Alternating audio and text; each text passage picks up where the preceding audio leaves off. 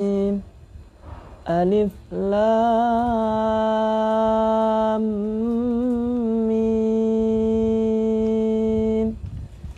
Zalikal kitabu la raiba fihi hudan lil muttaqin alladzina yu'minuna bil ghaibi wa yuqimuna as-salata wa mimma razaqnahum yunfiqun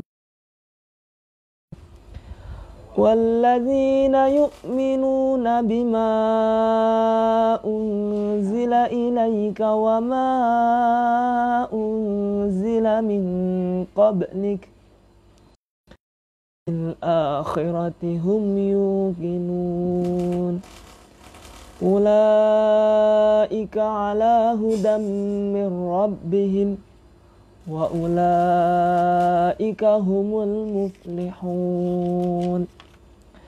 Innal ladzina kafaru sawa'un 'alaihim a anzartahum sawa'un 'alaihim ghishawah walahum 'adzabun 'adzim. Shadaqallahul 'adzim. Assalamualaikum warahmatullahi wabarakatuh. Alhamdulillah ala ni'amillah wassalatu wassalamu ala sayyidi rasulillah sayyidina Muhammad ibni Abdillah wa mawalah. Amma ba'du. Alhamdulillah, dalam perjumpaan kali ini kita akan memulai awal dari surat Al-Baqarah. Sebagaimana kita tahu, surat Al-Baqarah memiliki hubungan dengan surat sebelumnya, yaitu surat Al-Fatihah. Di mana sebelumnya dalam surat Al-Fatihah dijelaskan mengenai dasar-dasar ketuhanan, mengenai hari akhir, mengenai jalan yang lurus. Di dalam surat Al-Baqarah ini Allah menurunkan wahyunya untuk menjelaskan terperinci mengenai kehambaan kepada Allah, mengenai hukum-hukum syariat, mengenai hari berbangkit atau hari kiamat. Oleh karena itu kita akan memulai dari keutamaan surat Al-Baqarah. Surat Al-Baqarah ini adalah surat terpanjang dalam Al-Qur'anil Karim. Di dalamnya juga ada satu ayat yang paling panjang. Surat Al-Baqarah kadarnya adalah 2 juz setengah dari 30 juz. Jadi 2 juz setengahnya ini adalah milik surat Al-Baqarah. Sedangkan ayatnya ada 286. Ada juga yang mengatakan ayatnya adalah 287. Mengenai penamaan Al-Baqarah ini, karena surat Al-Baqarah memiliki keutamaan, yaitu surat Al-Baqarah ini menjelaskan secara rinci mengenai kisah sapi betina di zaman Nabi Musa alaihi salam. Yang ini tidak dijelaskan secara terperinci dalam surat-surat yang lain. Sedangkan di surat Al-Baqarah ini diceritakan mulai dari awal hingga akhir. Oleh karena itu surat ini dijuluki dengan surat Al-Baqarah. Surat Al-Baqarah ini diturunkan di kota Madinah. Kita ketahui perbedaan di antara surat-surat yang turun di kota Madinah dengan surat-surat yang turun di kota Makkah adalah mengenai isi. Kalau kita melihat isinya, surat-surat yang turun di kota Makkah menjelaskan mengenai ketuhanan. Seperti kita mengetahui surat Al-Fatihah mengenai ketuhanan. Sedangkan surat-surat yang turun di kota Madinah ini menjelaskan mengenai hukum Allah. Nah, ini perbedaannya. Kalau di surat yang turun di kota Makkah mengenai ketuhanan, kalau surat yang turun di kota Madinah mengenai hukum-hukum Allah. Ini perbedaan paling penting. Dalam hal ini surat Al-Baqarah diturunkan seluruhnya di kota Madinah. Nah, kita mengetahui di kota Madinah ini kehidupan Rasulullah berbeda dengan ketika di Makkah. Kalau di Makkah dahulu sebelum hijrah, Rasulullah hanya bertemu dengan orang-orang Quraisy. Sedangkan ketika di kota Madinah, Rasulullah bertemu dengan berbagai suku bangsa. Kita mengenal misalnya saja sahabat Salman Al-Farisi yang dari Persia. Ada juga beberapa sahabat yang datang dari Yaman, seperti Abu Musa Al-Asy'ari. Ada juga beberapa sahabat yang datang dari Dimashq atau Syria. Ada juga yang datang dari Mesir. Nah, seperti halnya Maryam Al-Qibtiyah, istri Rasulullah SAW. Di sini Rasulullah ketika di kota Madinah menemui banyak sekali perkumpulan dari banyak golongan. Oleh karena itu surat Al-Baqarah ini juga menjelaskan berbagai kisah-kisah umat terdahulu yang diimani oleh penduduk kota Madinah. Misalnya saja dalam surat Al-Baqarah diturunkan ayat yang menjelaskan tentang Nabi Musa dan Fir'aun. Ini tentu diyakini oleh bangsa Yahudi. Begitu juga dalam surat Al-Baqarah menjelaskan mengenai kisah-kisah yang ada dan diketahui oleh kaum Nasrani. Ini juga dijelaskan dalam surat Al-Baqarah, sehingga surat Al-Baqarah ini sebagaimana yang dijelaskan oleh Rasulullah SAW,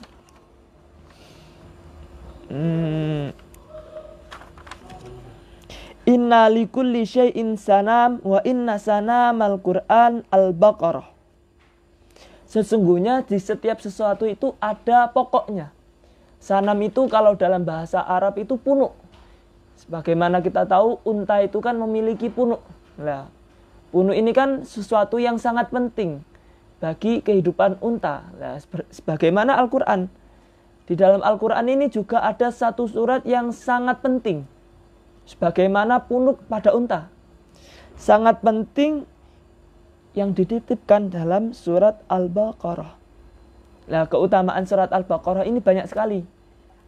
Salah satunya Rasulullah SAW bersabda, la taj'alu buyutakum kuburan, fa innal baital ladzi taqra'u fihi suratul Baqarah la yadkhulu syaitan. Jangan jadikan rumah bagaikan kuburan. Maksud dari hadis ini adalah jangan jadikan rumah kalian ini sepi dari berkah. Maka sesungguhnya rumah yang dibacakan surat Al-Baqarah di dalamnya, rumah itu tidak akan dimasuki setan. Ini yang paling utama. Jadi kalau kita membaca surat Al-Baqarah di rumah kita masing-masing, maka akan terjaga dari syaitan. Keluarga kita akan diberikan as-sakinah wal mawaddah warahmah. Tenang hidupnya di dalam rumah-rumahnya. Sehingga terciptalah baiti jannati. Rumahku, surgaku.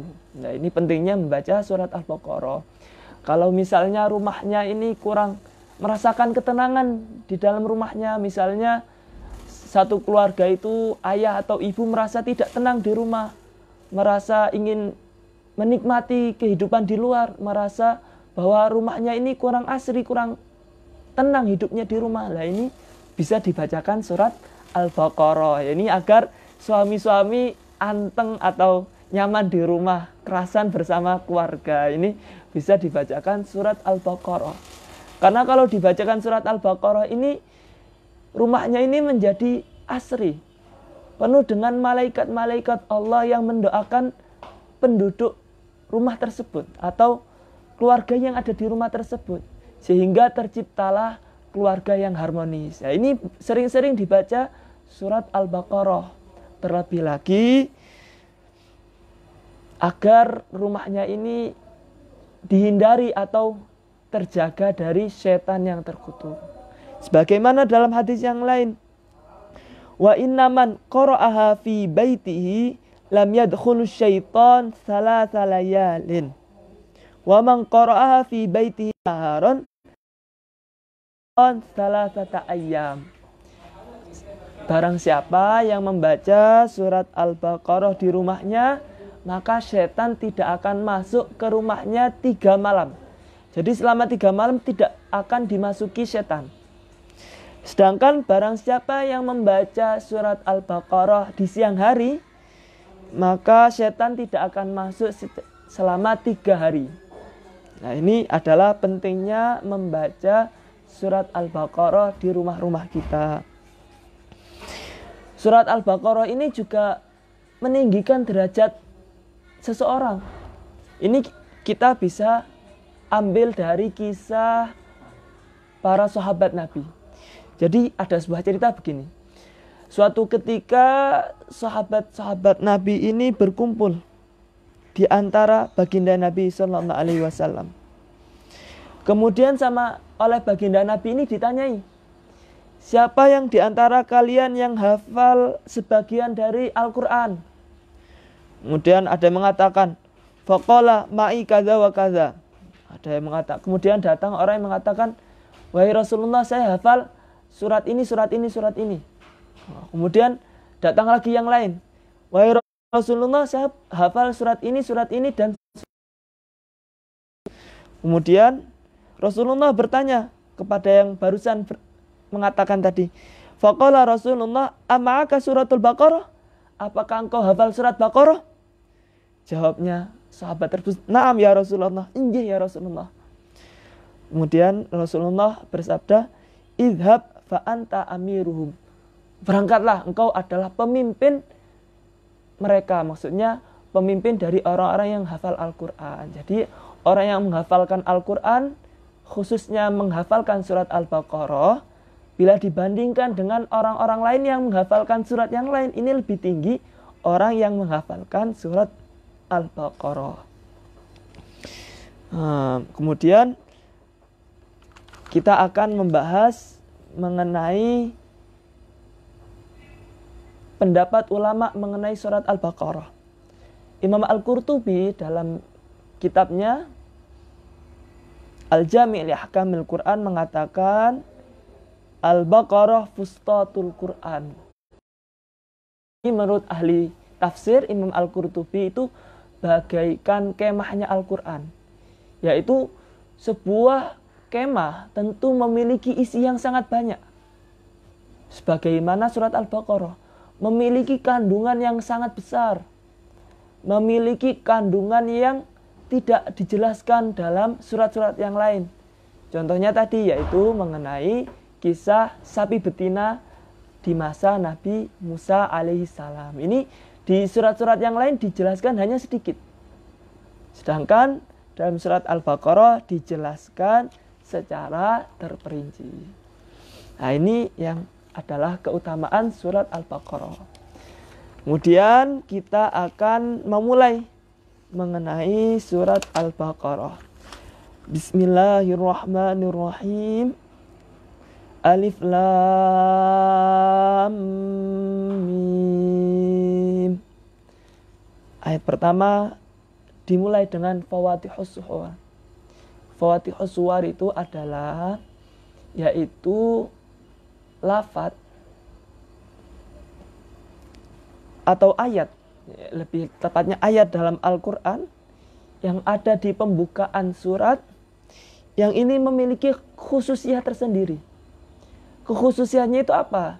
Menurut para mufassirin, khususiyah dari Fawatihus Suwar adalah yang mengetahui maknanya hanyalah Allah dan Rasulnya. Ini termasuk ayatul mutasyabbihat. Kita jelaskan dulu.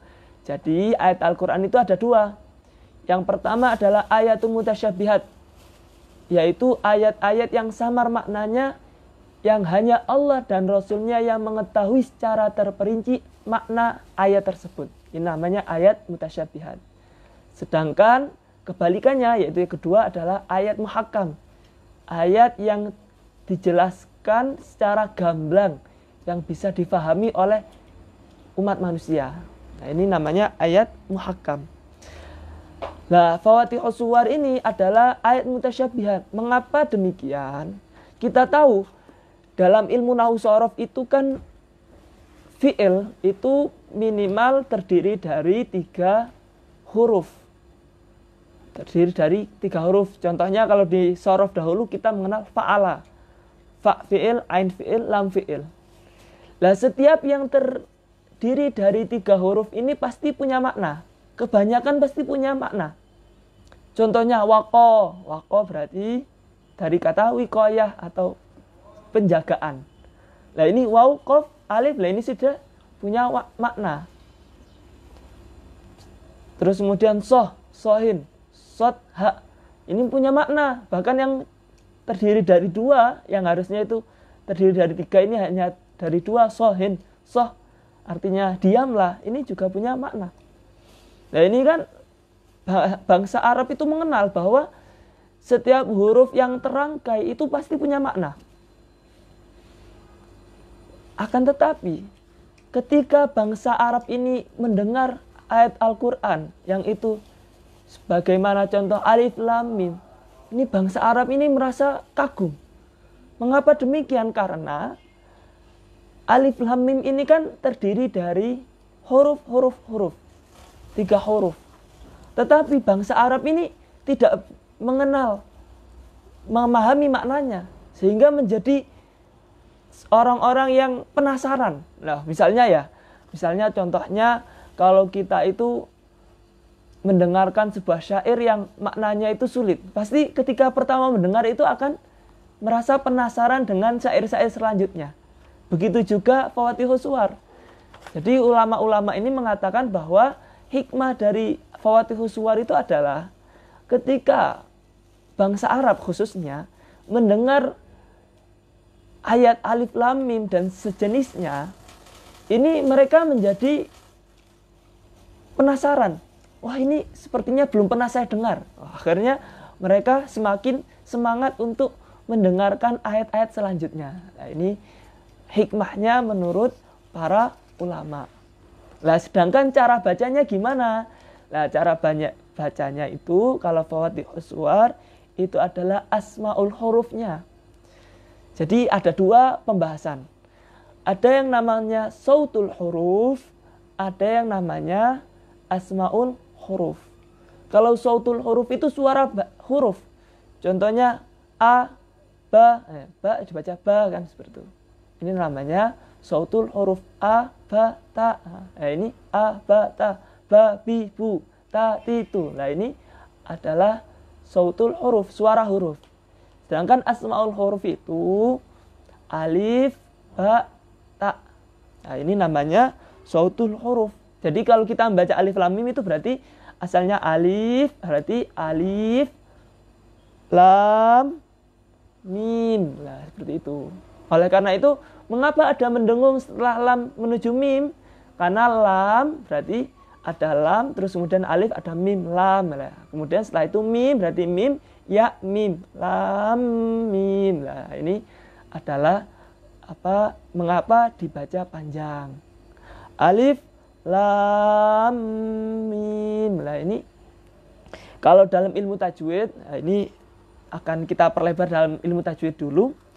Jadi lam itu kan lam ada alifnya selanjutnya. Terus kemudian mim. Setelah itu ketemu dengan mim. Nah, itu kan mim kasroh, ya, terus mim lagi. Mim. Nah, itu kalau dalam makharijul huruf kita mengetahui bahwa ada mat tabi'i. Terus kemudian ada huruf mati setelahnya. Terus kemudian ada huruf yang sama dengan huruf yang mati tadi terbaca. Nah, ini berarti kan dikira-kirakan seperti tasydid. Sehingga dibaca panjang 6 harokat.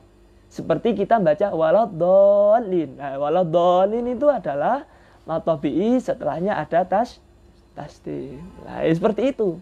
Ini karena itu Fawatihus Suwar ini sangat logis dalam nahwu shorof, sehingga ilmu tajwid ini berhubungan sekali dengan nahwu shorof.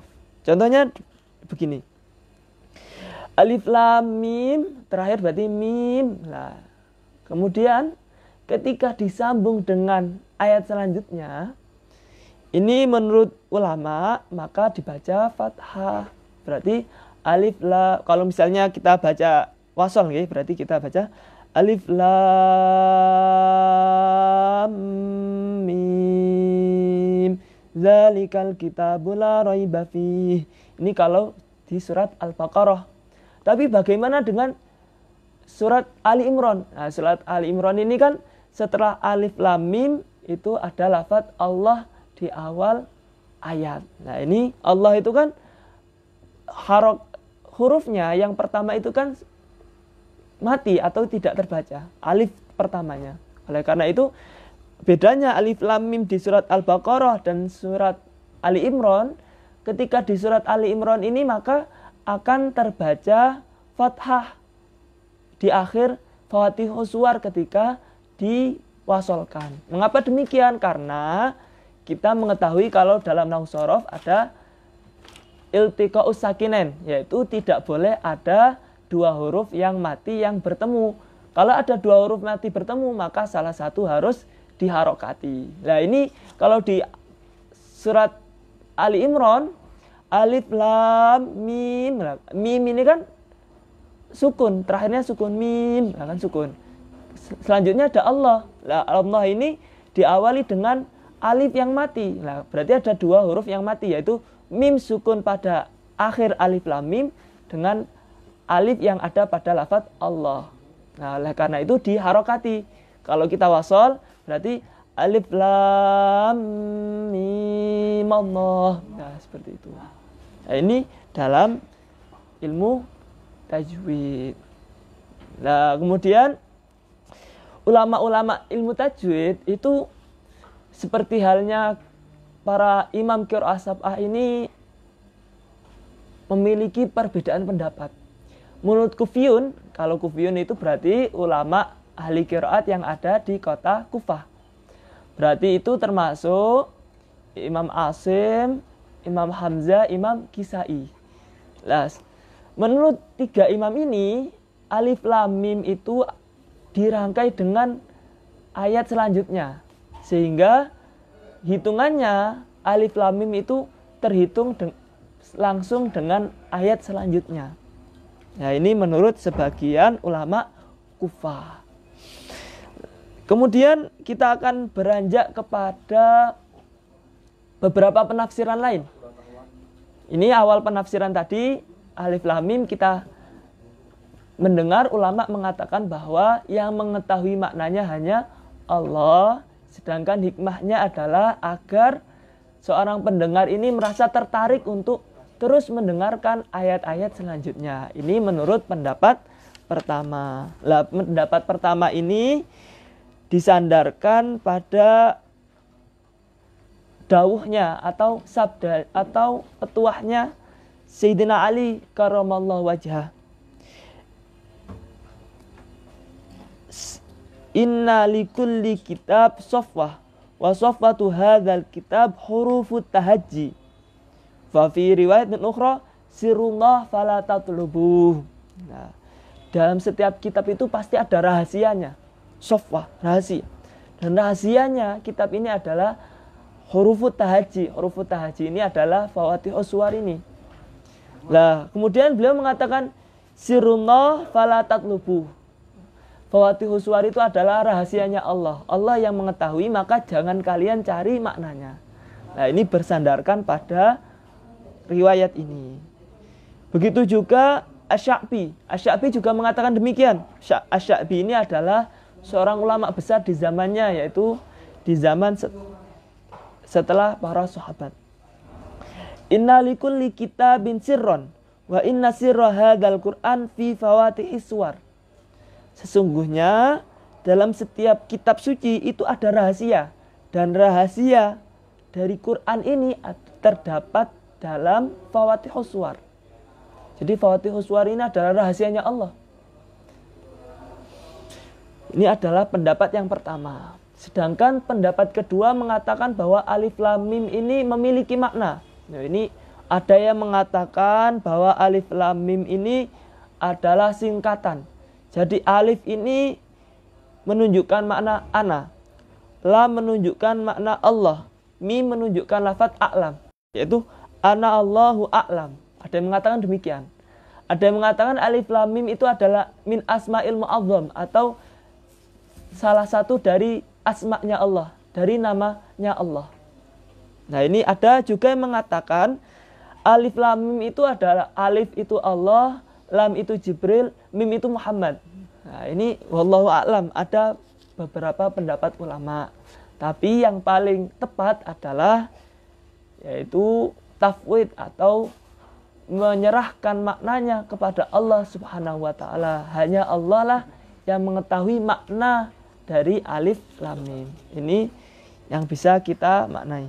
Selanjutnya, Dzalikal kitabu la raiba fihi hudal lil muttaqin. Kita tahu kalau dalam ilmu tajwid, kalau ada 2.3 berarti boleh memilih salah satu di antara kedua yang di titik 3 untuk wakaf. Nah, dalam hal ini asal usul titik 3 itu tidak sembarangan, ada rahasianya. Jadi begini, titik 3 ini menunjukkan perbedaan riwayat di antara ulama qurra. Menurut Imam Hamzah dan Imam Asim, kan ini guru-guru kita ini bersumber bacaannya dari Imam Asim. Jadi riwayat kita itu dari Imam Amr bin Sobah, atau dari Imam Ubaid bin Sobah, dari Imam Hafaz, dari Imam Asim, hingga sampai Rasulullah SAW. Nah, Imam Asim dan Imam Hamzah ini beliau berdua mewakafkan pada lafaz la raib, begitu. Jadi kalau Imam Asim atau Imam Hamzah dulu kalau membaca Al-Qur'an itu wakafnya di la raib. Dzalikal kitabu la raib fihi hudal lil muttaqin. Ini wakafnya Imam Asim sama Imam Hamzah. Sedangkan menurut ulama-ulama yang lain, ini wakafnya di fihi. Dzalikal kitabu la raiba fihi hudal lil muttaqin. Loh, perbedaan ini juga memiliki makna. Jadi jangan kita pikir bahwa perbedaan wakaf itu sama saja maknanya, tidak. Ini memiliki makna yang berbeda dalam artian secara tarkibnya. Nanti kita akan bahas mengenai perbedaan wakaf juga mempengaruhi dari hal penafsiran. Kita bahas ini dulu. Ketika kita wakaf di la raib, sebagaimana Imam Asim dan Imam Hamzah, maka la raib ini kita jadikan khobar. Sedangkan dzalikal kitab menjadi mubtada. Jadi dzalikal kitab mubtada, la raib ini menjadi khobar. Kemudian wakaf. Nah, ini susunannya sudah tepat, mubtada khobar.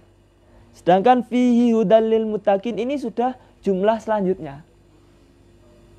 Sedangkan kalau kita wakaf di la raiba fihi, nah ini beda lagi nanti. Berarti nanti secara tarkib begini. Secara tarkib, dzalikal kitab, berarti dzalika itu adalah isyarah, al-kitab adalah musyar ilaih. Dzalikal kitab menjadi mubtada.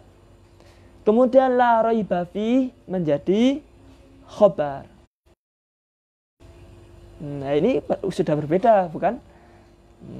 Karena itu perbedaan wakaf ini nanti akan banyak sekali perbedaan cara penafsiran. Dzalika. Bismillahirrahmanirrahim. Dzalika. Dzalika adalah isim isyarah. Ulama berbeda pendapat. Dzalikal kitab itu tarkibnya seperti apa? Nah, ini ada perbedaan. Ada yang mengatakan dzalika itu mubtada, alkitab itu adalah khobar. Ada yang mengatakan demikian. Zalika iku utawi zalika iku alkitabu. Nah, alkitabu menjadi khobar.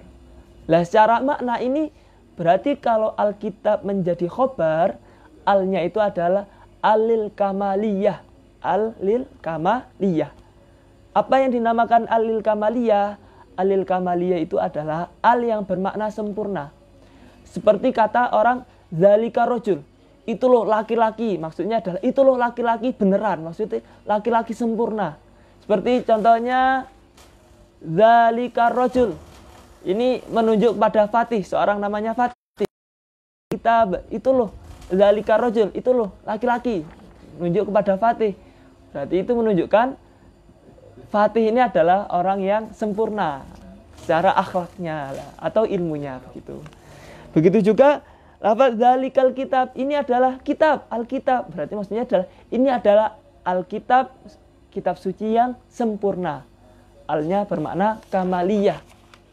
Ini menunjukkan perbedaan dengan kitab suci terdahulu. Kalau dimaknai alil kamaliyah, al yang menunjukkan makna sempurna. Misalnya kitab-kitab terdahulu ini hanya khusus untuk umat-umat yang tertentu. Contohnya ada kitab Zabur. Kitab Zabur diturunkan salam. Nah ini masa berlakunya hukum yang ada dalam kitab Zabur ini hanya sampai pada terutusnya Nabi Musa alaihissalam. Sudah diutus, maka Nabi Musa ini diberikan syariat yang baru, yaitu kitab Taurat. Nah, kitab Taurat ini menggantikan posisi Zabur. Juga selanjutnya, nabi-nabi selanjutnya memakai kitab Taurat hingga diutusnya Nabi Isa alaihi salam. Nah, Nabi Isa diutus dengan kitab Injil. Nah, kitab Injil ini terus dipakai oleh pengikut-pengikutnya, oleh orang-orang Hawariyun hingga sampai datangnya Nabi Muhammad alaihi salam. Nah, Nabi Muhammad diturunkan kitab Al-Quran. Nah, Al-Quran ini adalah yang sempurna, yang mencakup dari syariat-syariat sebelumnya. Kisah-kisah sebelumnya ini sudah terangkum seluruhnya dalam Al-Quran. Berbeda dengan kitab-kitab terdahulu. Misalnya, kitab terdahulu seperti kitab Taurat. Tentu kitab Taurat tidak akan membahas mengenai yang ada dalam kitab Injil, karena kitab Injil diturunkan setelahnya. Nah ini kan tentu tidak menyeluruh, tidak asyamil likulli syai'. Berbeda dengan Al-Quran. Al-Quran ini asyamil likulli syai'. Sudah menyeluruh. Yaitu mulai dari Nabi Adam hingga akhir zaman. Itu tercatat dalam Al-Quran. Bahkan nanti ketika Nabi Isa alaihissalam turun, maka Nabi Isa ini tidak menyeru dengan agamanya, tidak menyeru dengan kitab Injil, akan tetapi beliau menjadi ulamanya umatnya Nabi Muhammad sallallahu alaihi wasallam. Yaitu Nabi Isa akan menyeru apa yang ada dalam Al-Quran. Oleh karena itu Al-Quran ini syamil, yaitu menyeluruh bagi umat manusia di seluruh dunia hingga hari kiamat. Berbeda dengan kitab-kitab terdahulu yang memiliki masa yang terbatasi dengan umat-umat yang khusus saja. Misalnya Nabi Musa terkhusus hanya untuk Bani Israel. Begitu juga Nabi Isa terkhusus untuk Bani Israel. Sedangkan Nabi Muhammad SAW dengan Al-Quran ini untuk seluruh umat manusia. Jadi semuanya ketika di zamannya Nabi Muhammad SAW hingga akhir zaman, semuanya dihitung umatnya Nabi Muhammad. Nah ini akan kita jelaskan pada selanjutnya. Sedangkan kedua, kalau misalnya zalikal kitab, Alkitab ini adalah al-musyar ilaih dari zalika, berarti menjadi sifat dari zalika, sedangkan khobarnya itu adalah la raiba fi, maka bermakna alkitab al-mau'ud. Alnya ini bermakna lil wa'd, atau untuk yang telah dijanjikan maknanya. Zalikal kitab, inilah kitab, maksudnya adalah inilah kitab yang dijanjikan. Inilah kitab yang dijanjikan, yang tidak ada keraguan di dalamnya. Nah, ini berbedanya kalau zalikal kitab dijadikan satu rangkaian mubtada, atau di penafsiran yang lain zalika menjadi mubtada, alkitab menjadi khobar. Mana berbeda. Saya ulangi, kalau zalikal kitab, zalikanya menjadi mubtada, alkitabnya menjadi khobar, bermakna inilah kitab yang sempurna. Sedangkan kalau misalnya zalikal kitab ini dijadikan mubtada, sedangkan khobarnya adalah raiba fi, maka maknanya adalah inilah kitab yang dijanjikan. Ini perbedaan di antara ulama ahli tafsir. Terus kemudian berlanjut pada lafaz alkitab. Alkitab, apa sih alkitab itu? Alkitab adalah asalnya ini bermakna suatu kulit, tumpukan kulit yang dijahit. Ya, ini karena zaman dahulu alkitab itu menunjukkan pada kulit yang banyak yang dijahit menjadi satu tumpukan, dan itu dipakai untuk menulis. Nah, ini adalah makna alkitab. Sedangkan menurut beberapa ulama tafsir seperti Ibnu Ashur menyatakan bahwa hikmah mengapa Al-Quran itu dijuluki dengan Alkitab, karena setiap ayat Al-Quran diturunkan kepada Nabi Muhammad SAW, maka sejak itu pasti ada kewajiban untuk menulis. Sebagaimana misalnya ketika ada satu ayat turun, maka Rasulullah bercepat-cepat untuk menyeruh sahabat-sahabat datang untuk menulis surat atau ayat yang diturunkan. Nah, ini adalah hikmah mengapa Al-Quran dijuluki atau diberi nama dengan Alkitab. Karena setiap turunnya ayat Al-Quran pasti ditulis oleh para sahabat. Sehingga Al-Quran yang sampai kepada kita itu adalah Al-Quran yang diturunkan kepada Nabi Muhammad SAW. Ini tentu adalah apa yang kita yakini sebagai pengikut ahlu sunnah wal jamaah. Berbeda dengan sekte lain atau aliran lain, misalnya Syiah. Nah, ini Syiah ini menyatakan bahwa ini Al-Quran ini tidak orisinil, tidak asli. Yang asli itu hanya dipegang oleh keturunan Sayyidina Ali. Nah, ini adalah pendapat mereka. Padahal yang benar Al-Quran seluruhnya yang diturunkan kepada Nabi Muhammad SAW, yang wajib kita imani, yang wajib kita baca, ya inilah Al-Quran yang kita pegang hari ini. Allah menjaganya sehingga tidak ada satupun orang, satupun makhluknya Allah yang mampu untuk merubah isi dari Al-Quran. Makanya dalam satu ayat dikatakan, "Ahnu nazzalna dzikra wa inna lahu lahafizun." Ini Allah yang jaga. Nah, kemudian kita lanjutkan makna dari zalikal kitab. Zalikal kitab. Mengapa di sini memakai lafaz zalika? Zalika itu kalau dalam bahasa Arab menunjukkan makna yang jauh, atau itu kalau bahasa Indonesia itu. Berbeda dengan hadza. Kalau hadza kan ini dekat, berarti objeknya dekat. Kalau zalika itu berarti objeknya jauh. Itu laki-laki, berarti laki-lakinya jauh. Demikian. Nah, sedangkan maksud di sini zalikal kitab memakai lafaz zalika ini menunjukkan uluwi maqam, tingginya derajat Al-Quran ini. Sehingga kalau ulama tafsir itu menjelaskan itu bagaikan seseorang yang melihat langit.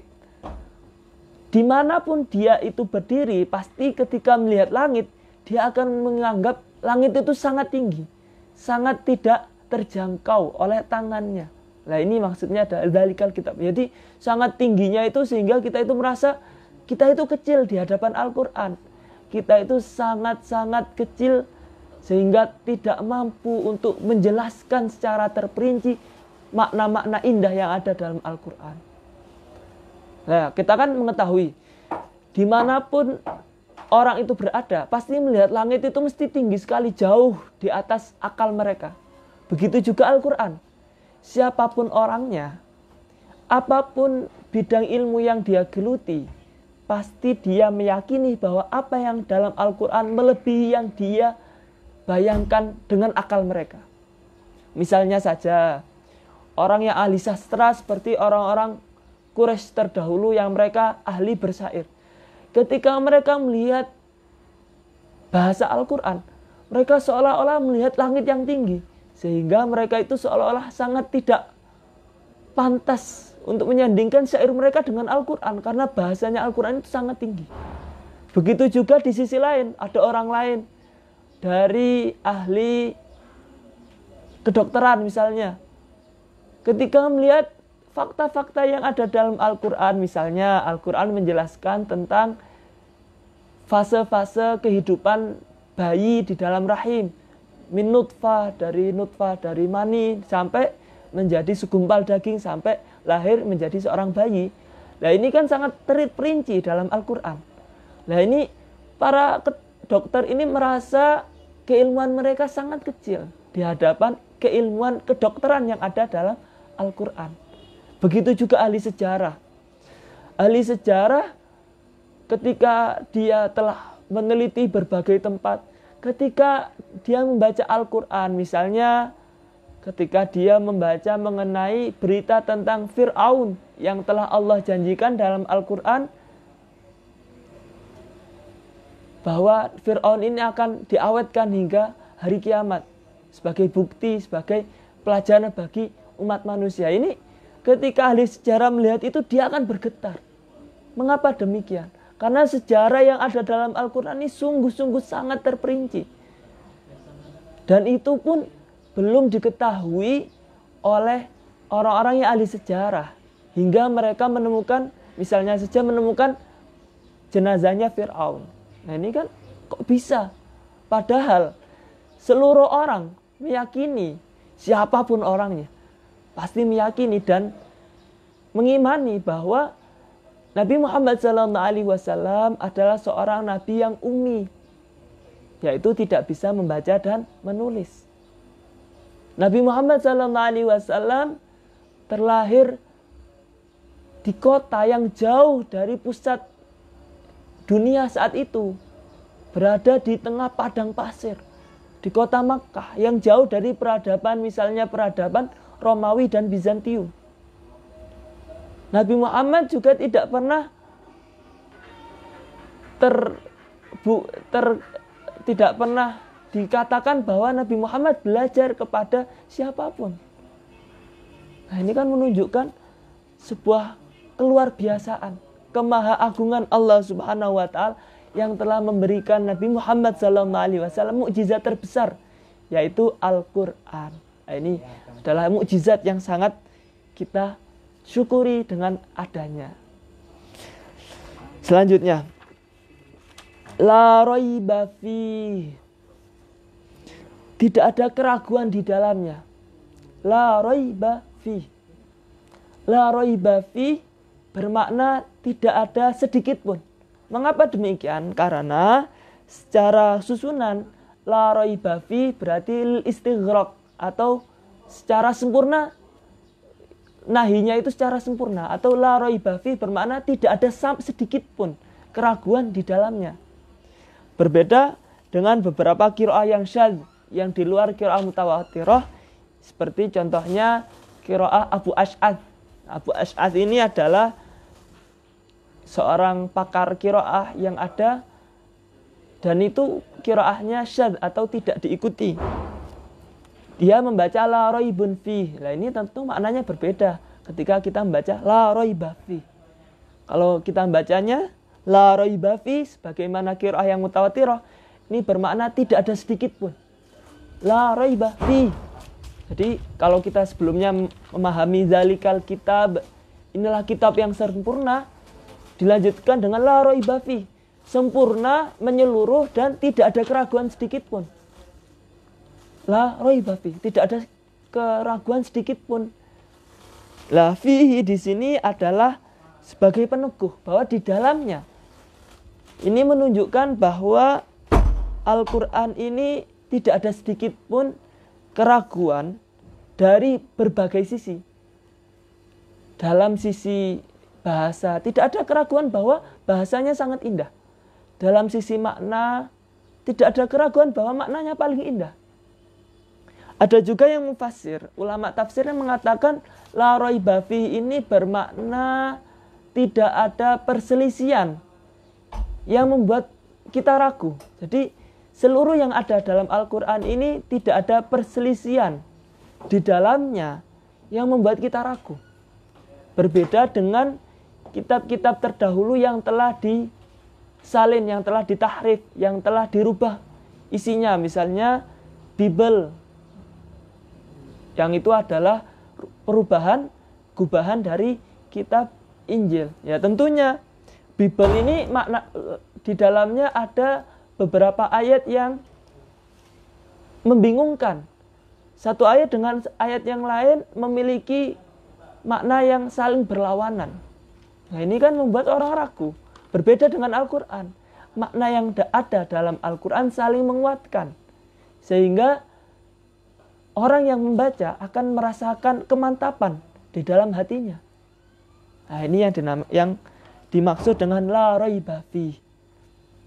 Ulama tafsir ini mengambil dalil dari ayat afala yatadabbarunal Qur'an walau kana min indi ghairillah lawajadu fihi ikhtilafan katsira. Ayat yang ini menjelaskan mengapa engkau tidak memahami, mentadabbur ayat Al-Qur'an. Seandainya ada perselisihan makna yang ada di dalamnya, lawajadu fihi ikhtilafan katsira. Seandainya bukan Al-Quran, tentu engkau akan melihat perselisihan yang besar. Jadi seandainya bukan Al-Quran, pasti ada perselisihan di dalamnya. Ya ini di zaman ini. Maksudnya adalah kalau kita bandingkan dengan Bible yang telah gubahan dari Injil, tentu berbeda. Kalau Al-Quran ini tidak ada perselisihan di dalamnya. Walau kana min indi ghairillah lawajadu fihi ikhtilafan katsira. Ini menunjukkan bahwa Al-Quran itu benar-benar dari Allah Subhanahu wa Ta'ala, sehingga isinya tidak ada sedikit pun perselisihan, pertentangan. Nah, ini adalah mukjizat dalam Al-Quran. Selanjutnya, hudallil muttaqin.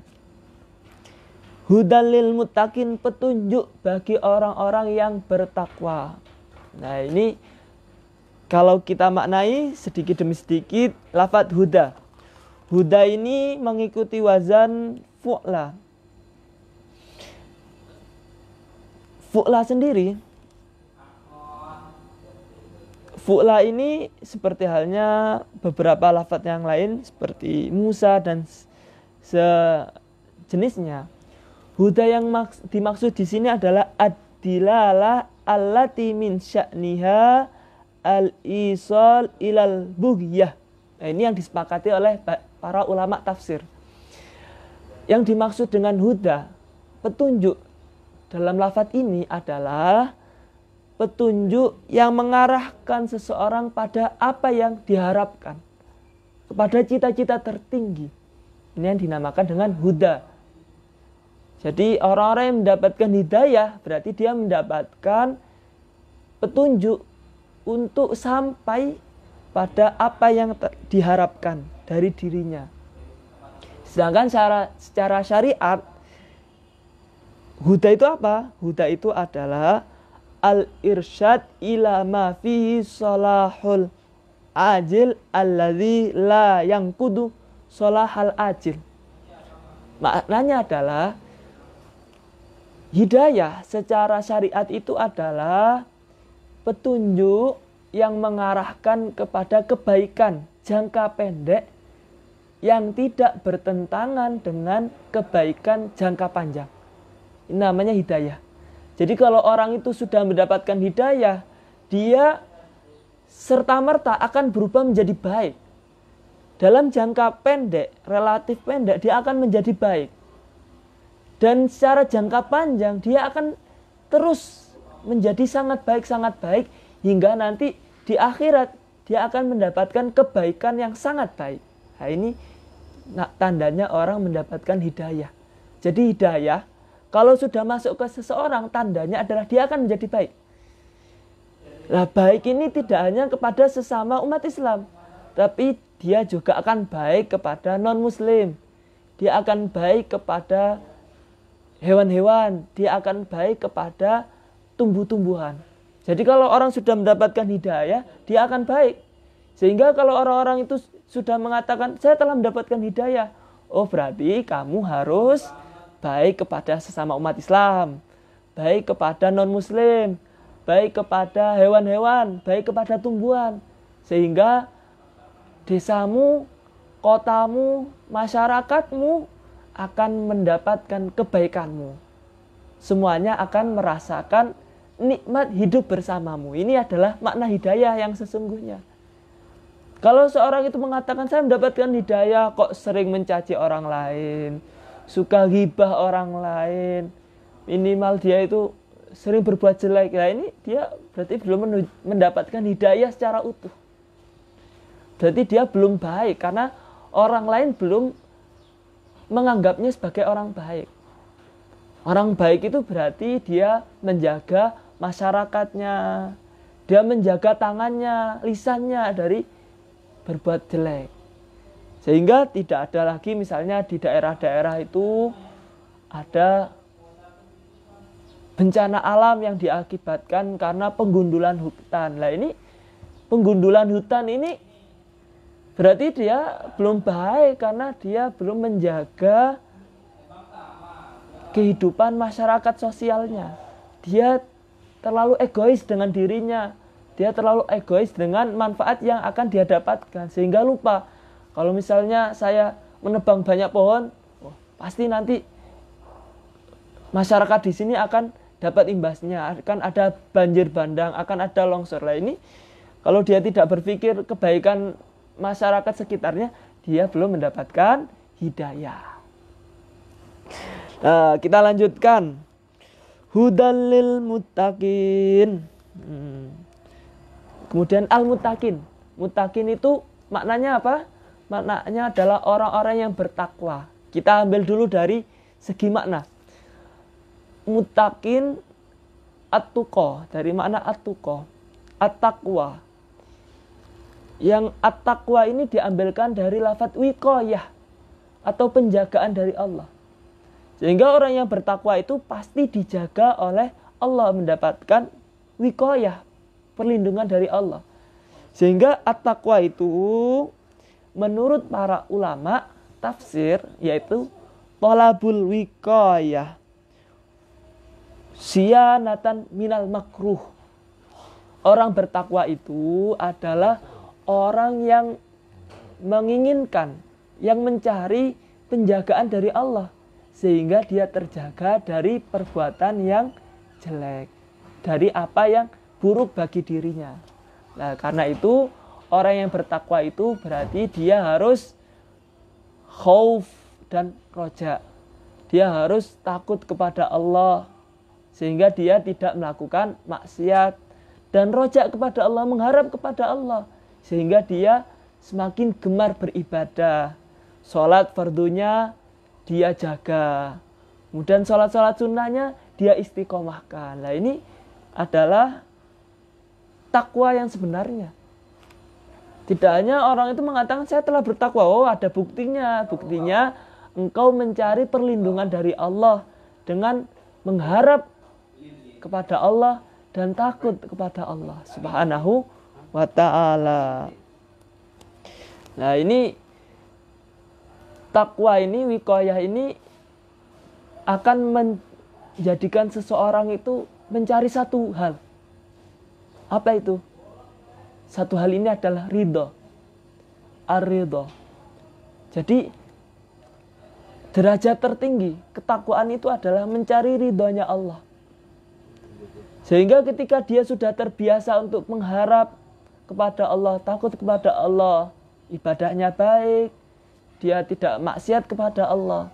Nah ini akan timbul talabur ridho minallah, mengharapkan keridhaan Allah. Sehingga ketika dia sudah melakukan kebaikan, menjauhi keburukan, dia satu-satunya yang sangat dia inginkan adalah ridhonya Allah.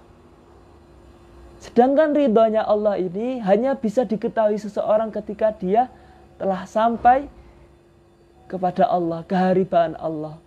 Yaitu ketika dia wafat dan dia mendapatkan perjumpaan dengan Allah. Karena itu dalam hadis dikatakan al-maut tuhfatul mu'min. Kematian itu adalah buah yang enak yang dirasakan oleh orang beriman. Karena apa? Karena ketika hidupnya sudah baik, dia sudah menjauhi maksiat, maka satu-satunya yang dia tunggu adalah kepastian apakah Allah ridho dengan hidupnya. Kalau Allah ridho dengan hidupnya, pasti keadaan wafatnya nanti, keadaan bertemunya nanti dengan Allah pasti dalam keadaan husnul khatimah. Semoga Allah memberikan kita husnul khatimah. Amin ya rabbal alamin.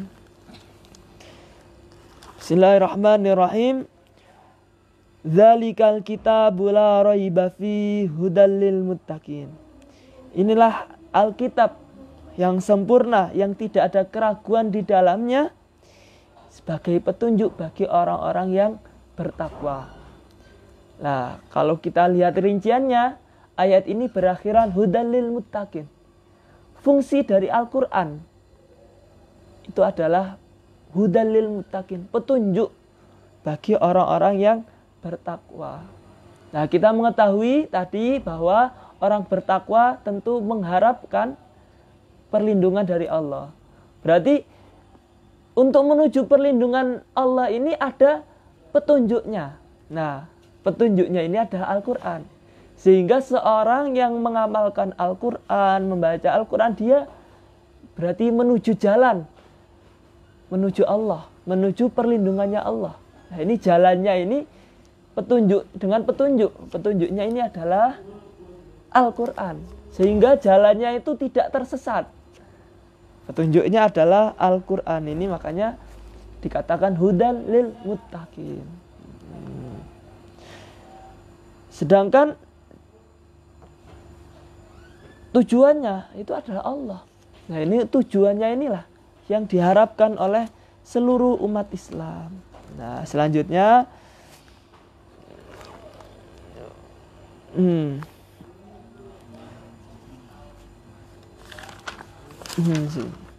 alladzina yu'minuna bil ghaibi wa yuqimuna as-salata wa mimma razaqnahum yunfiqun.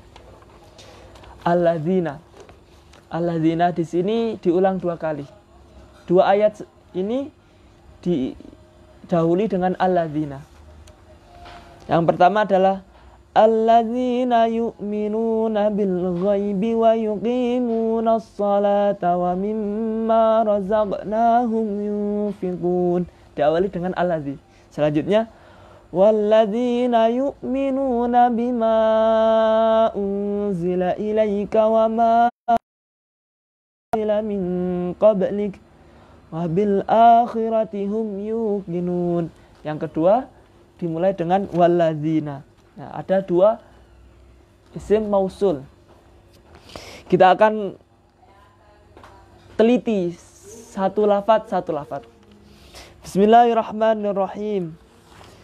Seperti kita tahu, akhir ayat sebelumnya itu diakhir dengan lil muttaqin, untuk orang-orang yang bertakwa, petunjuk untuk orang-orang yang bertakwa. Nah, pasti orang yang mendengar demi ayat ini akan bertanya, siapakah orang yang bertakwa? Apakah orang yang bertakwa itu ciri-cirinya? Nah, dijelaskan selanjutnya. Pertama, alladzina yu'minuna bil ghaib. yang bertakwa itu ciri-cirinya adalah dia beriman dengan sesuatu yang gaib atau yang samar. Nah, ini hikmahnya mengapa ini didahulukan. Keimanan dengan gaib ini didahulukan karena ini adalah pokok dari ketauhidan. Kalau kita melihat ilmu tauhid, pun dasar dari ilmu tauhid itu adalah mengimani setiap yang gaib, setiap yang samar, yang tidak kasat mata, yang tidak terlihat oleh mata. Ini adalah paling penting. Karena semua yang ada dalam agama ini secara ketauhidan bersumber dari al-iman bil ghaib. Iman dengan yang samar, yang tidak terlihat secara mata. Iman kepada Allah. Ya, ini termasuk mengimani sesuatu yang gaib. Karena di alam dunia ini kita tidak bisa melihat langsung kepada Allah. Al-Quran mengatakan, La tudrikuhul absar wa huwa yudrikul absar wa huwa latiful khabir. La tudrikuhul absar. Tidak bisa dilihat oleh mata. Wa huwa yudrikul absar. Tapi dia bisa melihat seluruh makhluknya. Nah, ini iman kepada Allah ini juga termasuk iman bil ghaib, dengan sesuatu yang samar yang tidak bisa dilihat oleh mata. Kita tidak bisa melihat oleh Allah di dunia, ya di dunia ya, berbeda kalau di akhirat. Kalau nanti di akhirat kita bisa melihat Allah. Karena nanti di akhirat itu nikmat paling besar adalah nikmat melihat Allah.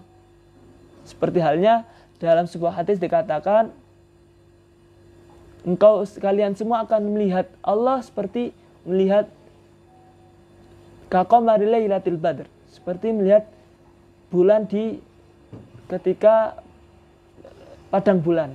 Nah, ini kalau di dunia kan kita tidak bisa melihat langsung secara kasat mata, secara mata kepada Allah. Nah, tapi kita bisa merasakan seluruh nikmatnya Allah. Sehingga seseorang kalau tidak beriman kepada Allah, berarti dia tidak benar-benar menggunakan akalnya. Orang yang berakal sehat pasti mengimani bahwa alam ini tidak mungkin tercipta sendirinya. Pasti ada penciptanya. Kalau kita meyakini mobil, motor itu ada penciptanya, ada mekaniknya, pasti kita juga meyakini bahwa alam semesta ini juga punya pencipta. Pasti ada Allah subhanahu wa ta'ala, zat yang tunggal yang menciptakan seluruh alam semesta. Nah, ini makanya ulama mufassir mengatakan al-iman bil ghaib aslun yuhassu bil aql. Jadi iman bil ghaib, mengimani sesuatu yang samar, ini pokok yang bisa diterima secara akal sehat. Akal sehat membutuhkan itu. Tentu kita tahu bahwa ayat ini turun di kota Madinah, di mana ketika itu ada juga beberapa orang yang masih menyembah agama-agama terdahulu. Nah, ini dengan diturunkan alladzina yu'minuna bil ghaib, orang bertakwa adalah orang yang beriman dengan sesuatu yang gaib. Nah, ini tak tanwih, yaitu menyindir mereka. Bahwa orang-orang yang tidak mengimani itu berarti dia bukan termasuk orang-orang yang bertakwa, yang tidak, berarti mereka tidak mendapatkan perlindungan Allah. Mengapa demikian? Karena memang di zamannya Rasulullah Shallallahu Alaihi Wasallam ini ada orang-orang yang dijuluki dengan ad-dahriyah. Ad-dahriyah ini kalau dalam bahasa sekarang ateism. Orang-orang yang merasa tidak ada Tuhan, atau juga dikatakan agnosticism, orang-orang yang ragu dengan Tuhan. Ini ateism atau agnosticism ini juga ada sejak dulu. Jadi ateis itu bukan hal yang baru, sudah ada zaman dulu. Dalilnya apa? Dalilnya ada ayat Al-Quran. Orang-orang kafir mengatakan wa ma yuhlikuna illa ad-dahr. Tidak akan ada yang merusak kami, menghancurkan kami kecuali ad-dahr atau berjalannya waktu. Ya kan, berarti mereka meyakini bahwa kehidupan itu ya itu saja. Tidak ada kehidupan setelah mati. Nah, ini kan dasar-dasar orang-orang ateis. Nah, ini sudah ada sejak Nabi Muhammad sallallahu alaihi wasallam. Nah, sebagaimana dalam surat Yasin. Qul man ba'atsana min marqadina hadza. Nah, ini mereka mengatakan siapa yang mungkin akan membangkitkan kami setelah ini? Ini orang-orang ateisme, orang-orang yang tidak percaya Tuhan. Dan ini sudah ada sejak zamannya Nabi Muhammad sudah ada. Terus berulang ya, karena waktu itu terus mengulang ideologi-ideologi yang sebelumnya. Misalnya dulu ada komunisme. Ya tidak memungkinkan, tidak juga secara akal. Mungkin saja di zaman akan datang juga ada komunisme. Ya, ini suatu hal yang wajar. Kemudian alladzina yu'minuna bil ghaib. Orang yang bertakwa itu syaratnya, ciri-cirinya adalah beriman dengan yang samar. Ini adalah sebagian besar dari ilmu tauhid. Karena pokok dari ilmu tauhid adalah mengimani semua yang gaib. Al-ghaib di sini berarti mengimani Allah, mengimani malaikatnya Allah, mengimani hari akhir, mengimani adanya surga dan neraka. Nah, ini naudzubillah ada beberapa sekte dalam Islam yang tidak mengimani kekalnya surga dan neraka. Contohnya beberapa faham di luar Ahlus Sunnah Jamaah. Mereka mengatakan bahwa surga dan neraka itu tidak secara nyata bagi manusia. Lah ini ada sesuatu yang keliru. Berarti dia tidak beriman dengan sungguh-sungguh. Padahal surga dan neraka ini nikmatnya itu secara nyata akan dinikmati dan akan dinikmati ketika di hari kiamat. Ini adalah keimanan dengan semua yang samar dan tidak kasat mata. Wa yuqimunas shalah. Selanjutnya setelah disebutkan pertama bahwa orang yang beriman adalah orang yang meyakini semua yang gaib, semua yang tidak terlihat oleh mata. Selanjutnya orang yang beriman, yang bertakwa adalah orang-orang yang melakukan sholat. Nah, ini penting. Mengapa demikian? Karena yukimu, kita mengetahui wa yuqimunas shalah memakai fi'il mudhari'. Nah, fi'il mudhari' ini menurut ulama tafsir bermakna at-tajaddud, yaitu selalu terus-menerus. Jadi orang yang sholat ini dia harus melakukan sholat sepanjang hidupnya. Oleh karena itu sholat ini sangat penting dan didahulukan melebihi wa mimma razaqnahum yunfikun. Jadi sholat ini adalah paling penting setelah adanya ketauhidan. Setelah kita mengimani seluruh yang gaib, iman kepada Allah, Rasulullah, malaikatnya Allah, seluruhnya selanjutnya adalah wajib kita untuk sholat sebagai hubungan kita dengan Allah Subhanahu wa taala. Dan di sini memakai lafaz yuqimu, fi'il mudhari' terus menerus. Yang artinya kita harus melakukan sholat tepat pada waktunya dan itu tidak boleh kita malas untuk melakukan sholat. Dalam syariat juga dijelaskan bahwa sholat itu tidak akan gugur selama seseorang itu memiliki akal yang sehat. Misalnya saja seseorang itu tidak dapat berdiri, maka dia wajib sholat dengan duduk. Tidak bisa duduk, maka dengan berbaring. Kalau tidak bisa, maka dengan telentang. Nah, ini kan berarti menunjukkan bahwa sholat itu sangat penting, sehingga harus terus-menerus dilakukan. Terlebih-lebih sholat yang fardu ini tidak boleh ditinggalkan, karena sholat itu adalah tanda seorang yang beriman. Sholat juga menjadi tiangnya agama. Rasulullah bersabda, as-sholat imaduddin. Faman hadama faqad hadamaddin. Sholat itu tiangnya agama. Dan barang siapa yang merusak tiang tersebut, maka dia telah merusak agama. Agamanya rusak. tidak baik agamanya. Ini menjadi pertanda seorang yang beriman. Kalau kita ingin tahu misalnya kita mencari, misalnya seseorang mencari calon menantu misalnya, cari menantu, maka dia harus melihat dulu. Jangan dia menanyakan kepada calon menantunya itu kerjanya apa, jangan dulu. Itu urutan kesekian. Yang pertama, yang paling penting adalah bagaimana sholatnya. Karena ketika seorang itu sholatnya baik, insya Allah yang lainnya juga baik. Akhlaknya baik. Dia juga kerja keras, bersungguh-sungguh. Kalau sholatnya sudah baik. Kalau orang yang sholatnya ini, na'udzubillah, sholat fardunya sering terlambat dari waktunya, keluar waktu, misalnya sholat zuhur dilakukan di waktu asar dan seterusnya, maka dikhawatirkan akhlaknya juga tidak baik dan perangainya juga tidak baik. Begitu juga Al-Quran juga menyatakan demikian. Al-Quran menyatakan dalam surat Al-Ankabut, Inna sholata tanha anil fahsya'i wal munkar. Sesungguhnya sholat itu menjaga dari perbuatan jelek dan perbuatan yang mungkar. Nah, ini menunjukkan bahwa sholat ini sangat penting.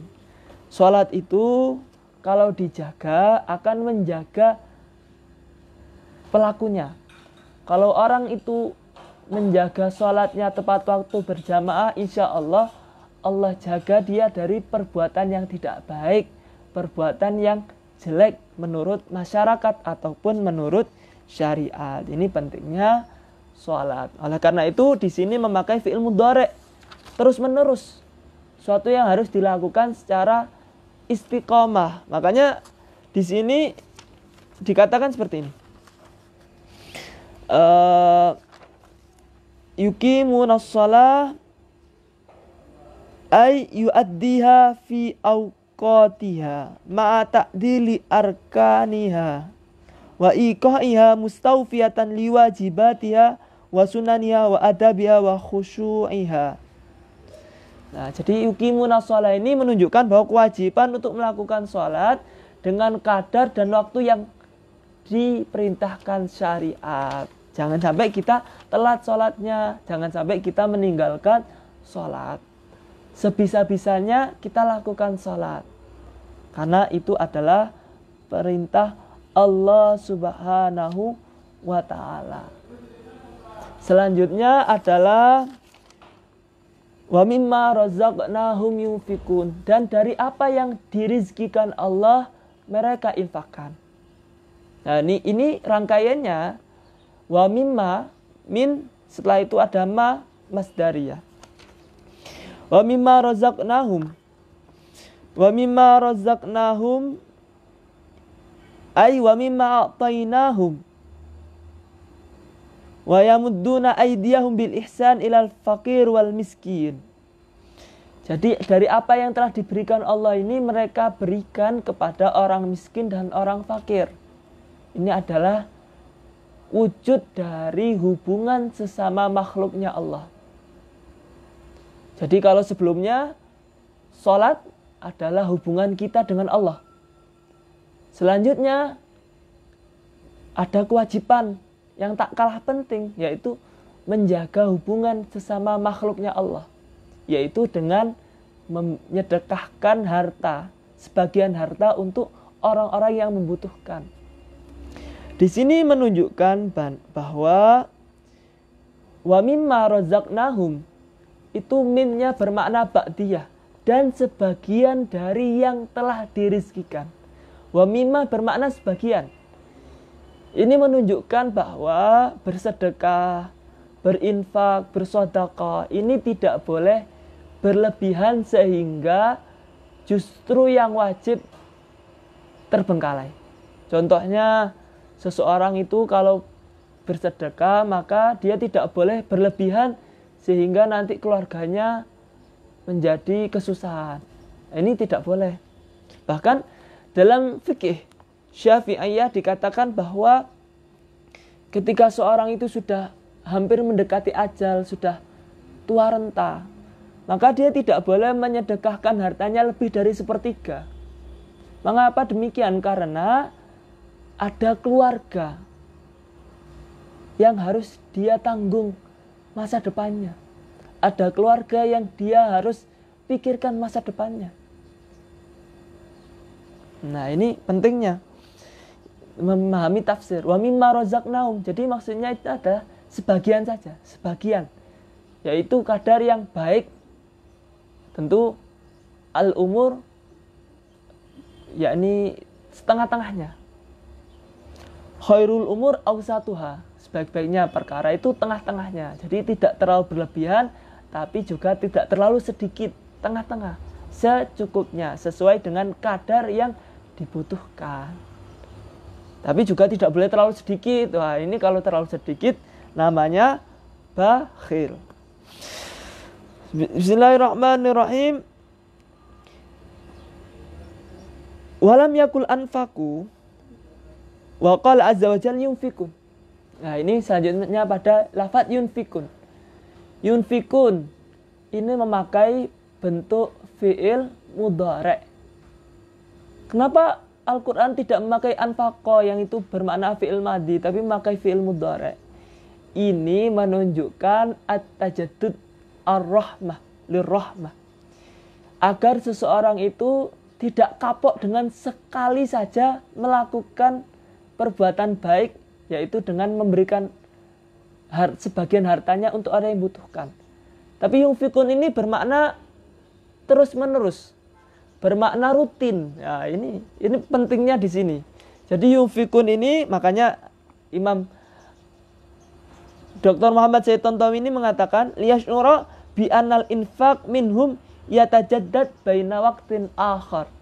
Jadi agar orang beriman ini terus-menerus atau selalu untuk bersedekah ketika mereka mampu, ketika mereka memiliki kelebihan harta. Jadi tidak hanya sekali tok mengatakan, terus misalnya saya memiliki uang banyak, terus kemudian cuma ngasihkan 1 kali tok. Terus kemudian besok-besoknya, bertahun-tahun selanjutnya tidak memberikan lagi.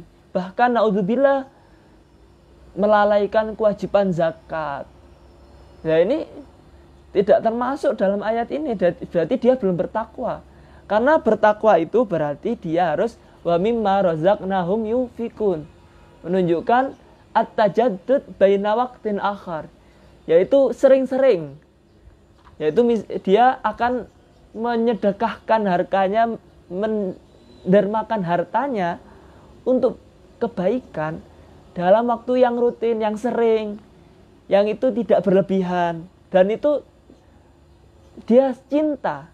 Nah, kan orang rutin itu kan timbul cinta. Misalnya saya melakukan suatu hal karena rutin, sehingga timbullah rasa cinta. Nah, inilah yang diinginkan syariat. Sehingga wa mimma razaqnahum yunfikun ini bermakna bahwa seseorang yang bertakwa itu dia terus-menerus, rutin mendermakan hartanya untuk kebaikan. Sehingga dia muncul asyafqah warahmah lil fuqara wal masakin.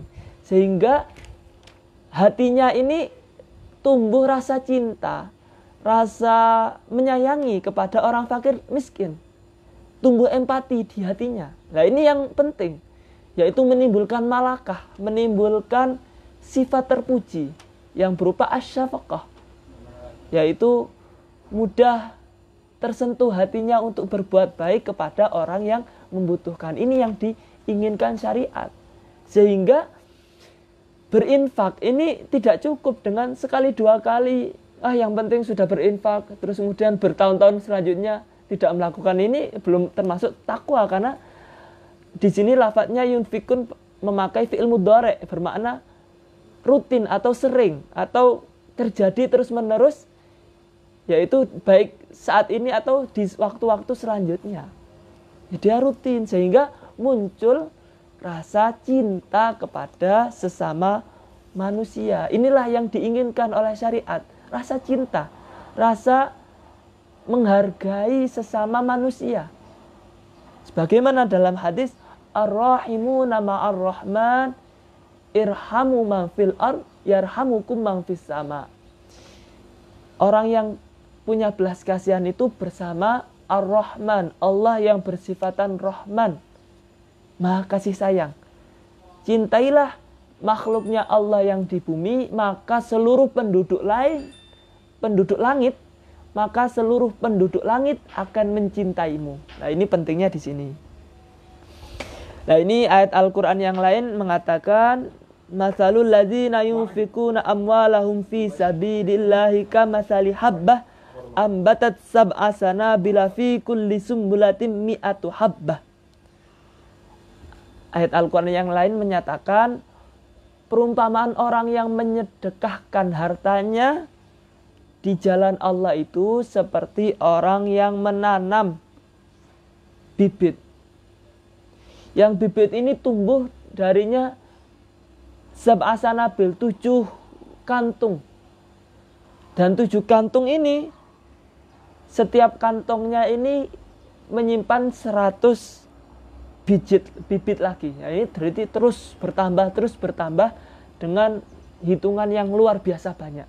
Nah, ini keutamaan bersedekah. Tapi ingat di sini lafadznya wa mimma razaqnahum, minnya ini menurut ulama mufassir adalah min ba'diyah, sebagian secukupnya yang itu pantas dan itu baik. Yang itu tidak sampai kita melalaikan kewajiban untuk orang-orang yang wajib kita tanggung.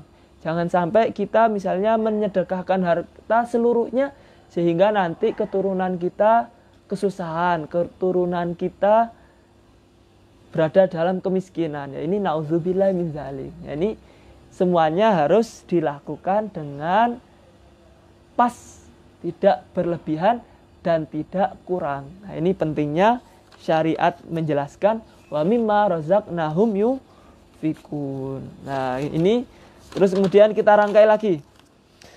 Alladzina yu'minuna bil ghaibi wa yuqimuna sholata wa mimma razaqnahum yunfikun. Orang yang bertakwa adalah mereka yang beriman dengan perkara yang samar, yang gaib. Dia terus-menerus melakukan sholat, dan dari harta yang diberikan kepada mereka, mereka terus-menerus menginfakkan. Nah, ini makna mufassirin dalam ayat ini. Selanjutnya, walladzina yu'minuna bima unzila ilaika wa ma unzila min qablik wa bil akhirati hum yuqinun. Selanjutnya ada isim mausul selanjutnya, yaitu tidak hanya itu saja. Ada juga selanjutnya adalah orang-orang ini apa yang diturunkan kepadamu wahai Nabi Muhammad sallallahu alaihi, dan mereka juga mengimani apa yang telah diturunkan sebelumnya, dan mereka meyakini adanya hari akhirat. Nah, kita teliti sedikit demi sedikit. Bismillahirrahmanirrahim.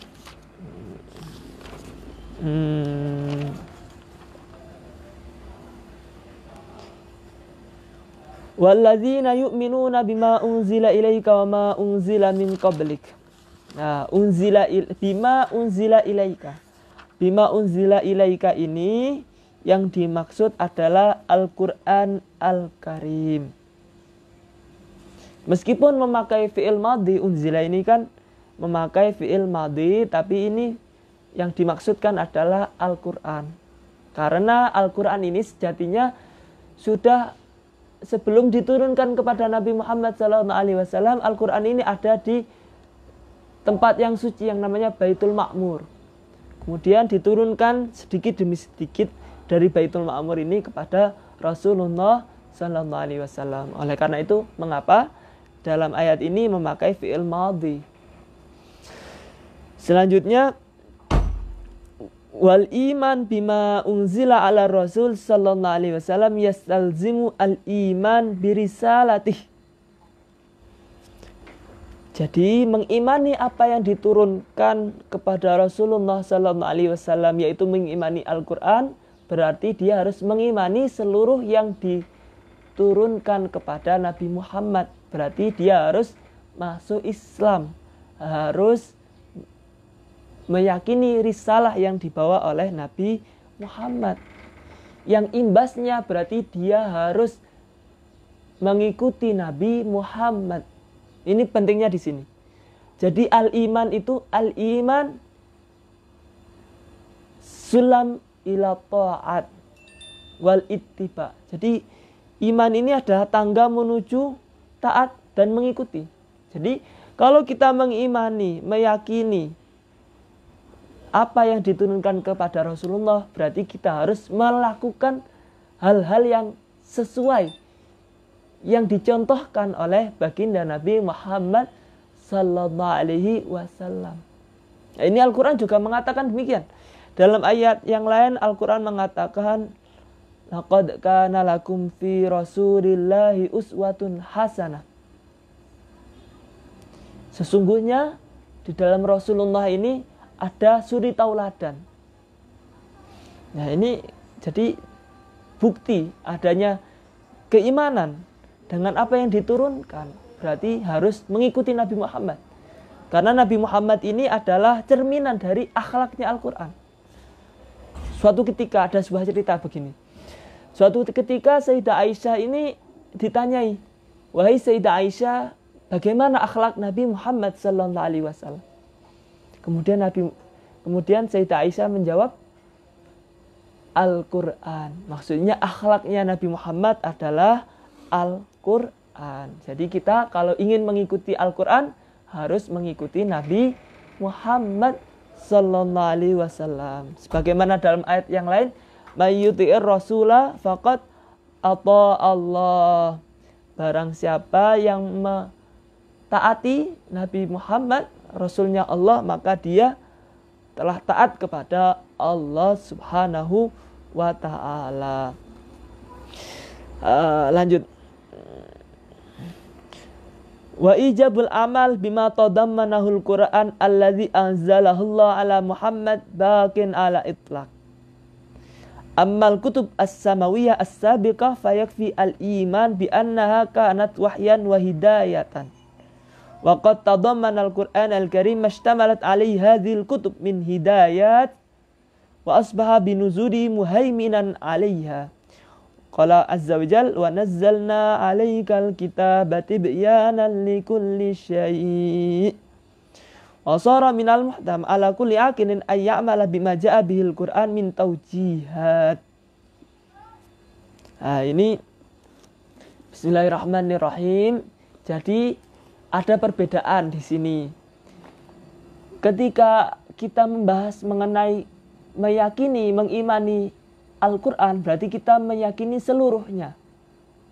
Kita harus taat dan mengikuti apa yang ada dalam Al-Quran, memahami maknanya, mengamalkannya. Ini adalah sikap kita kepada Al-Quran. Sedangkan dengan kitab-kitab terdahulu, maka dianggap cukup imannya adalah dengan meyakini bahwa kitab-kitab tersebut adalah petunjuk bagi umat-umat terdahulu. Dan kita meyakini kitab-kitab suci sebelumnya adalah benar dan diturunkan oleh Allah Subhanahu wa ta'ala. Tentunya di sini ada kaitan kajian menarik.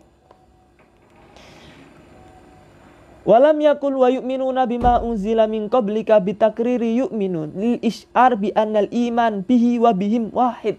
Nah, ini pentingnya di sini. Di sini ayatnya itu kan walladzina yu'minuna bima unzila ilaika wa ma unzila min qablik. Di sini kata-kata yu'minun hanya diucapkan satu kali.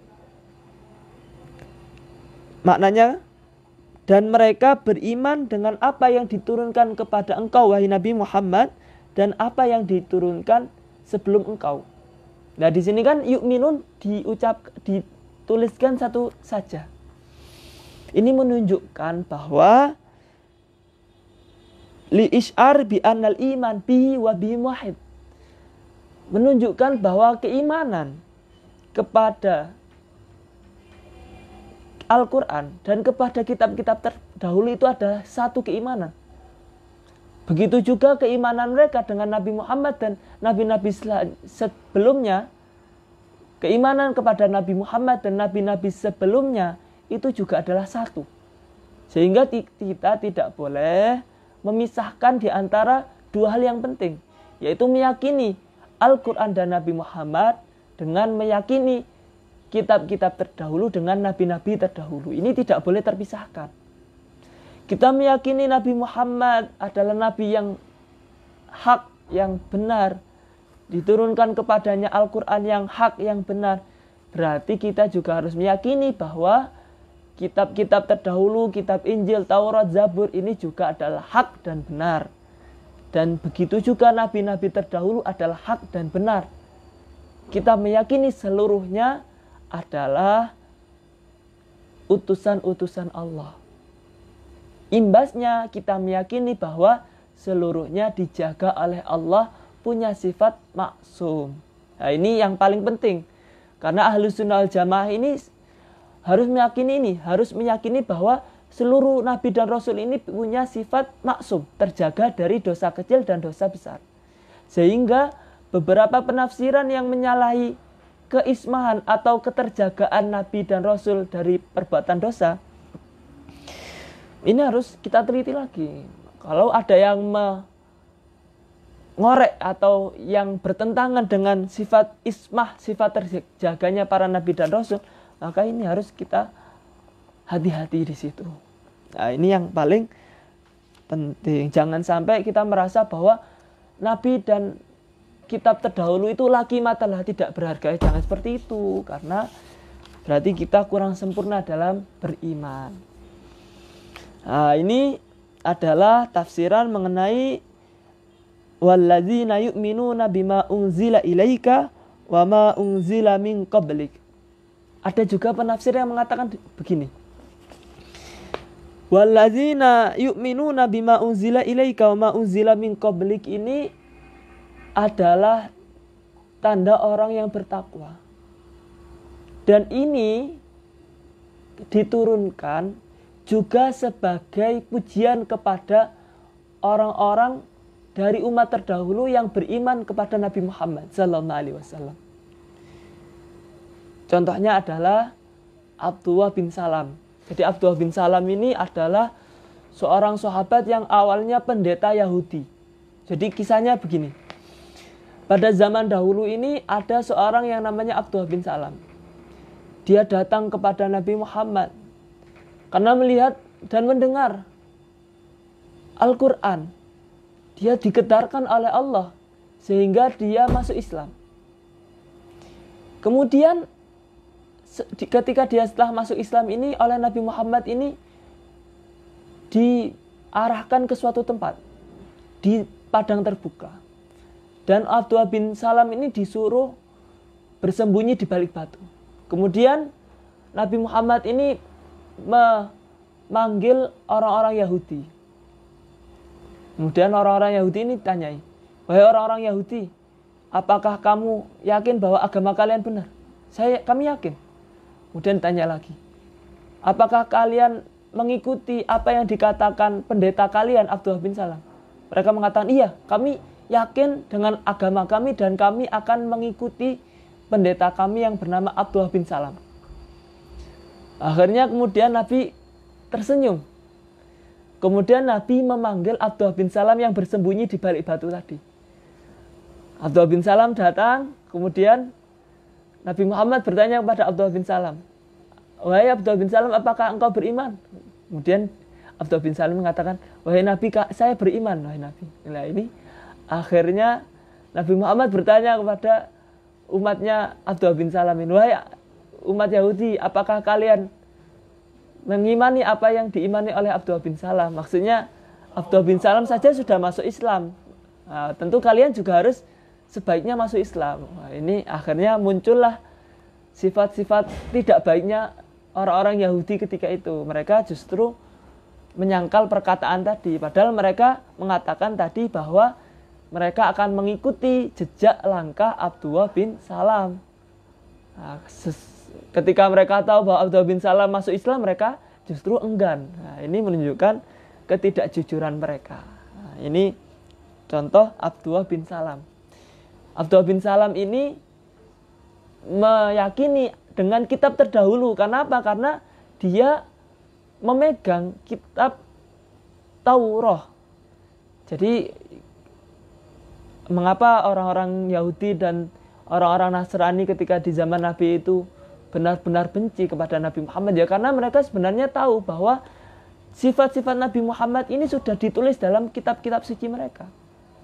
Nah, ini ada yang mengatakan ini juga sebagai pujian kepada orang-orang seperti Abdullah bin Salam ini, yaitu mereka beriman dengan agama Nabi terdahulu. Seperti contohnya Abdullah bin Salam iman kepada agamanya Nabi Musa alaihissalam dan dia mengimani apa yang ada dalam kitab Taurat. Ketika datang Nabi Muhammad dengan Al-Quran, akhirnya dia beriman kepada Nabi Muhammad sallallahu alaihi wasallam. Nah, ini adalah pujian bagi mereka. Begitu juga orang-orang yang lain seperti halnya Al-Kalbi, yaitu Abu Dihya Al-Kalbi. Abu Dihya Al-Kalbi ini adalah orang Nasrani yang setelah mendengar Al-Quran dia langsung masuk Islam. Ini juga sama seperti itu. Jadi dia mengimani apa yang ada di kitab Injil, dia mengimani dengan Nabi Isa alaihissalam. Kemudian Abu Dihya Al-Kalbi ini juga mengimani kepada Nabi Muhammad sallallahu alaihi wasallam. Nah, ini sebagaimana dalam hadis qala Rasulullah sallallahu alaihi wasallam salasatun yu'tauna ajrahum marrataini yaumal qiyamah rajulun min ahlil kitab amana binabihi wa amana bih. Ya ini wa rajulun mamlukun adda haqqallahi wa haqqa mawalih wa rajulun adda bajariyatahu fa ahsana ta'tibaha tsumma a'tiqaha. Ada 3 orang yang nanti di hari kiamat itu akan mendapatkan pahalanya 2 kali. Yang pertama itu adalah seorang yang dia beriman dari golongan ahli kitab, dia beriman dengan nabi-nabinya dan dia beriman dengan Nabi Muhammad. Selanjutnya adalah orang yang budak, dia melakukan perintah Allah dan melakukan hak-hak tuannya. Selanjutnya adalah seorang laki-laki yang mengajarkan adab budaknya, kemudian dia memperbaiki akhlaknya, kemudian dia memerdekakannya. Nah, ini salah satu di antara tadi adalah orang ahli kitab yang beriman dengan nabinya, kemudian beriman dengan Nabi Muhammad sallallahu alaihi wasallam. Jadi tokoh-tokoh seperti Abdullah bin Salam, Abu Dihya Al-Kalbi ini adalah orang-orang yang nanti diberikan pahala 2 kali lipat. Karena mereka beriman 2 kali. Ini ada yang mengatakan demikian. Selanjutnya, wabil akhiratihum yuqinun. Wabil akhiratihum yuqinun. Ini ada juga, kita dari sudut tajwid dulu. Dari sudut tajwid ada yang membaca takhfif kemudian dipindahkan ke huruf sebelumnya. Jadi harokat hamzah dipindahkan ke lam. Jadi ada qiraah Imam Warosh yang baca wabila akhiratihum yuqinun. Ini salah satu qiraah Imam Warosh. Wabil akhiratihum yuqinun. Dan dengan hari akhir mereka meyakini. Apa sih yang dinamakan yakin? Nah, yakin itu menurut para ahli tafsir adalah al-ilmu bisyai' ba'dan nazar wal istidlal. Jadi yakin itu adalah ketika seseorang sudah mengetahui suatu ilmu dengan sempurna setelah dia meneliti, setelah dia bertafakur, bertadabbur. Nah, ini makna dari yakin. Jadi yakin itu adalah orang yang sudah mengenal. Orang yang mengenal berarti sudah melihat seluruh apa yang ada di situ sehingga dia merasa yakin. Ya, keyakinan itu ada karena sebab ilmu. Karena itu umat Islam itu adalah umat yang diperintahkan untuk belajar. Dan yang paling penting tentunya adalah belajar mengenal Allah. Belajar sifat-sifatnya Allah. Belajar mengenai kewajiban-kewajiban seorang hamba kepada Allah. Nah, ini paling penting, mengenal Allah. Sehingga dia bisa yakin dengan apa yang samar. Sehingga dia yakin dengan hari akhirat. Nah, ini perlu ilmu. Untuk menuju derajat yakin ini butuh ilmu. Nah, ini karena itu orang-orang yang meyakini hari akhirat berarti dia telah mengenal hari akhirat itu dari agama. Berarti dia telah mendapatkan guru yang tepat untuk belajar agama. Sehingga dia meyakini seluk-beluk mengenai hari akhirat. Dalam ayat ini, dua sifat alladzina ini diakhiri dengan wabil akhirati hum yuqinun. Menurut ulama tafsir, ini adalah sebagai penutup yang sangat luar biasa. Mengapa demikian? Kita mengetahui bahwa tadi ciri-cirinya orang bertakwa, iman dengan yang samar, melakukan ibadah sholat dengan istiqomah, berinfak dengan istiqomah, beriman dengan Al-Quran dan kitab-kitab terdahulu. Nah, ini ditutup dengan wabil akhirat hum yuqinun. Ini menunjukkan bahwa keimanan-keimanan ini menjadikan mereka bersiap-siap untuk datangnya hari akhir. Jadi wabil akhirati hum yuqinun itu sebagai penutup yang sangat sempurna. Jadi menunjukkan bahwa ketika seorang itu sudah sempurna keimanannya, maka dia harus yakin dengan hari akhirat. Keyakinan ini dipupuk dengan ilmu dan juga dengan amal. Ketika seorang sudah yakin berarti dia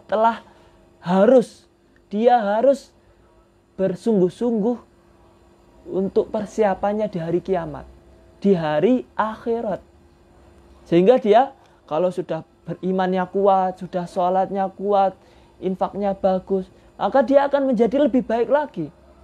Karena apa? Karena akhirnya ini ditutup dengan wabil akhirati hum yuqinun. Dan mereka yakin dengan hari akhirat. Sehingga seorang yang yakin tentunya dia akan menyiapkan hari tersebut. Misalnya saja, saya yakin besok hari libur. Nah, pasti kan kalau saya yakin besok hari libur, saya sudah bersiap-siap untuk bersenang-senang. Yaitu saya sudah menyiapkan pakaian-pakaian untuk besok berlibur ke suatu tempat. Atau misalnya, saya yakin besok hari masuk kerja. Untuk orang yang kerja, tentu dari hari ini sudah siap-siap semuanya, pakaian sudah disiapkan untuk kerja besok. Untuk otomatis, orang yang yakin dengan kehadiran suatu hari di esoknya, dia telah menyiapkan di hari itu juga. Begitu juga dengan ini. Wabil akhirati hum yuqinun, ditutup dengan dan dengan akhirat mereka yakin. Berarti keyakinan mereka menjadikan mereka bersiap-siap untuk hari akhir. Sebagaimana hadis Rasulullah SAW, al-qayyis man dana nafsahu wa alima li yaumil akhir. Al-kamakal. Al-qayyis, orang yang cerdas itu adalah orang yang andap asor, dana nafsahu, yang merendahkan dirinya sehingga dia tawadhu dan dia beramal untuk hari akhir. Nah, ini adalah orang yang cerdas. Makanya sifat-sifat bertakwa ini ditutup dengan wabil akhiratihum yuqinun. Menunjukkan bahwa ketakwaan dimulai dari keimanan dan berakhir dengan amal yang baik. Amal yang bisa dipersiapkan menuju hari akhirat. Ini adalah hal yang penting. Selanjutnya kita akan lanjut pada ayat ulaika ala hudam mir rabbihim wa ulaika humul muflihun. Ulaika ala hudam mir rabbihim. Mereka semua berarti orang-orang yang bertakwa yang memiliki ciri-ciri tadi, ala hudam mir rabbihim, atas petunjuk dari Tuhan mereka. Dan mereka semua adalah orang-orang yang bahagia. Muflih itu orang-orang yang selamat, orang-orang yang bahagia.